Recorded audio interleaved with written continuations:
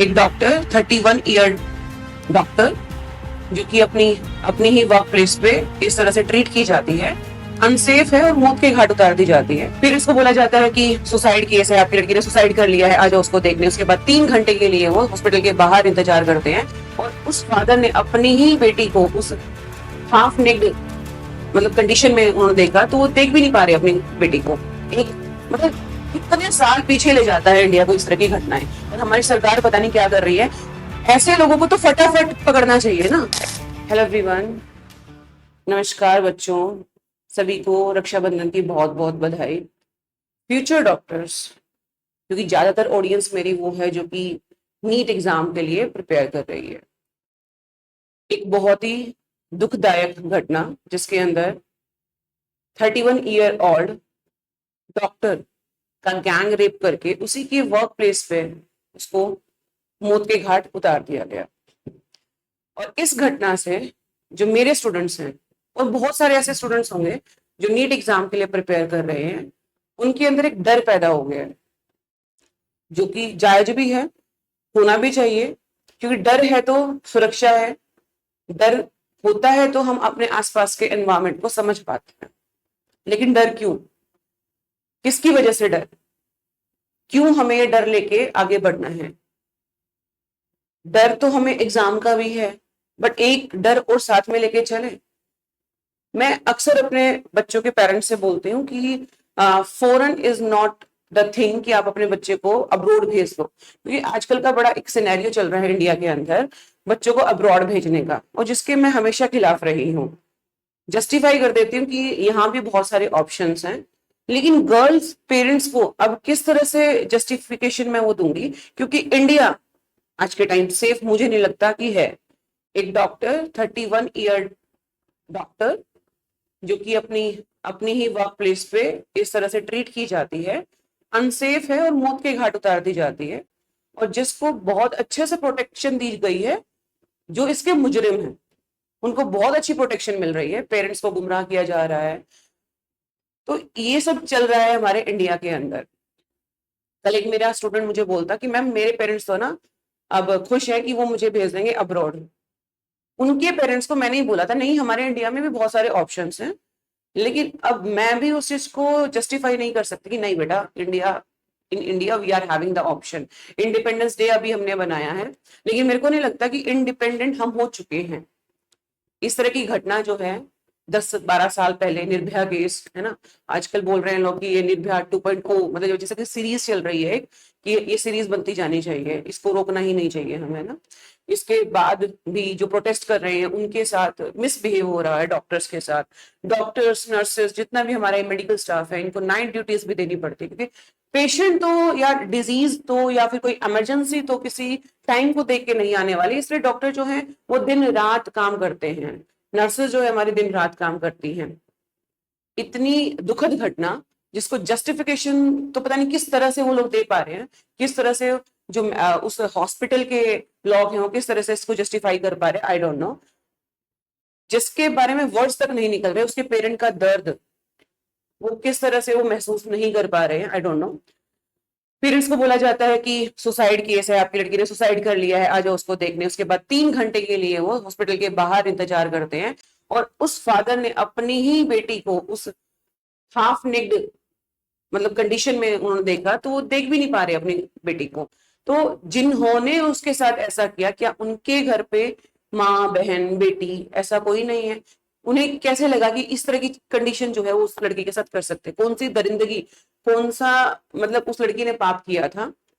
NEET exam qualify किया। NEET exam qualify करना इतना मुश्किल है, बच्चे इतनी मेहनत करते हैं, मैं रोज बच्चों को देखती हूँ, दिन रात वो लोग पढ़ते हैं, और जो दिन रात पढ़ता है वही नीट एग्जाम को क्वालिफाई कर पाता है। उसके आगे भी उसने एक स्टेप क्लियर किया, एमबीबीएस की पूरी एक 5.5 साल की पढ़ाई जो इतनी कठिन रहती है, जिसके अंदर बच्चे को अपना पूरा दिन रात, अपनी होली दिवाली सब कुछ गंवाना पड़ता है।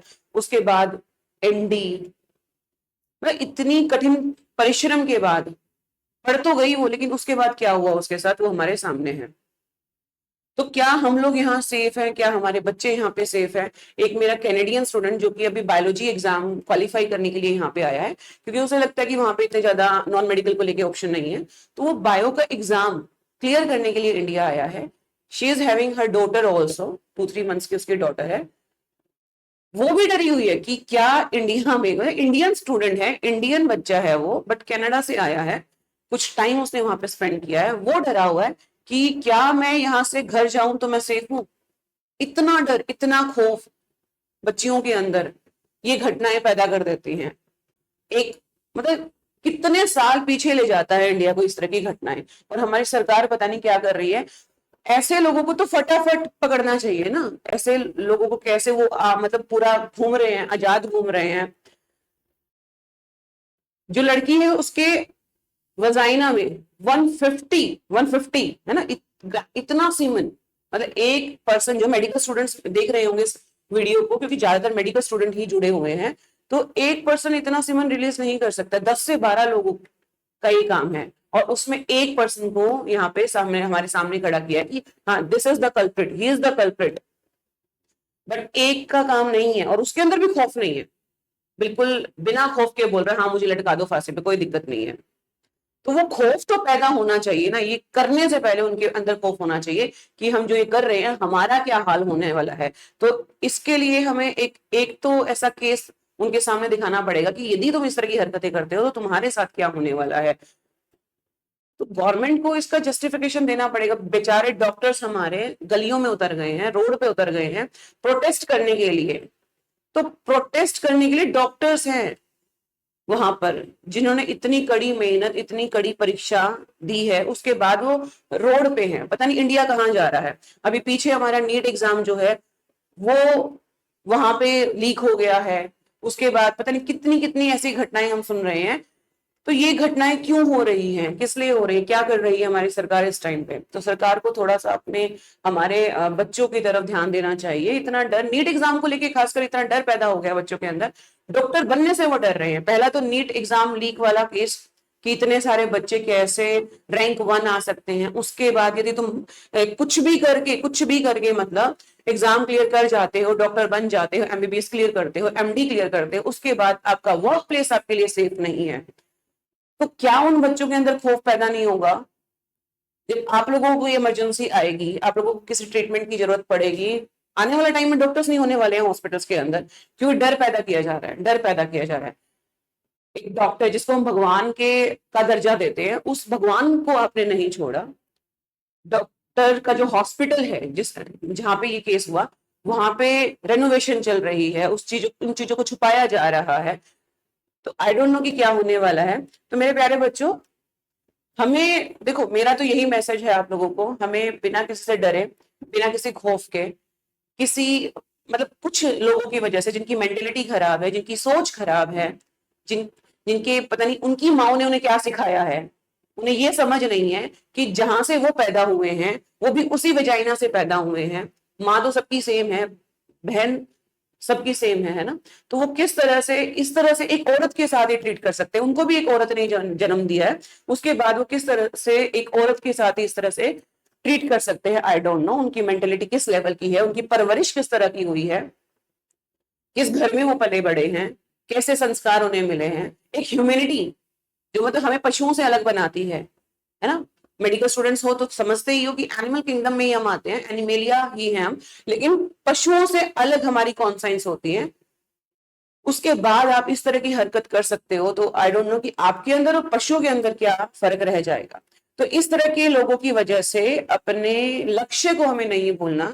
आप अपनी मेहनत करते जाओ, ऐसे लोगों को बिल्कुल दंड मिलेगा। उनके साथ भगवान देख रहा है एक्चुअली, है ना, जो दूसरा भगवान है हमारा वो देख रहा है इन लोगों को, और ऐसे लोगों के साथ कभी अच्छा नहीं होता है। तो आप लोगों को अपने लक्ष्य की तरफ ही बढ़ना है, अपनी प्रिपरेशन उसी तरह से जारी रखो। हाँ, हम साथ हैं उस लड़की के साथ जिसके साथ ऐसा हुआ, हम बिल्कुल साथ हैं, उसको बिल्कुल सपोर्ट करते हैं इस चीज के लिए, लेकिन हमें अपना लक्ष्य नहीं भूलना है। बहुत दुखद घटना है, बहुत डराने वाली और मतलब मन को तड़पाने वाली एक सिचुएशन है, लेकिन हमें डरना नहीं है, हमें अपने लक्ष्य की तरफ ही बढ़ते जाना है। हमें अपनी प्रिपरेशन की तरफ बढ़ते जाना है, क्योंकि डॉक्टर एक ऐसा प्रोफेशन है जो किसी भी प्रोफेशन के इक्वल नहीं है, सबसे ऊपर का प्रोफेशन है वो। क्योंकि हम बोलते हैं ना, डॉक्टर जो है वो भगवान है, भगवान का रूप है। तो next to God you are preparing for the exam, ऐसे एक एग्जाम के लिए आप प्रिपेयर कर रहे हो जो भगवान के साथ का दर्जा वाला है। कुछ लोग हैं, बिल्कुल हैं, जो ऐसी मेंटेलिटी के साथ पैदा हुए हैं, उनका हम कुछ नहीं कर सकते हैं। But have faith in your self, have faith in your government. हमें भी अपनी गवर्नमेंट पे फेथ है, वो जरूर दोषियों को दोषी करार करेगी और उन्हें कड़ी से कड़ी सजा देगी। So please be prepare for your exam. अपने एग्जाम के लिए प्रिपेयर करते रहिए, हर दिन कड़ी मेहनत करते रहिए। जिन लोगों ने ऐसा किया है उनको जरूर सजा मिलने वाली है।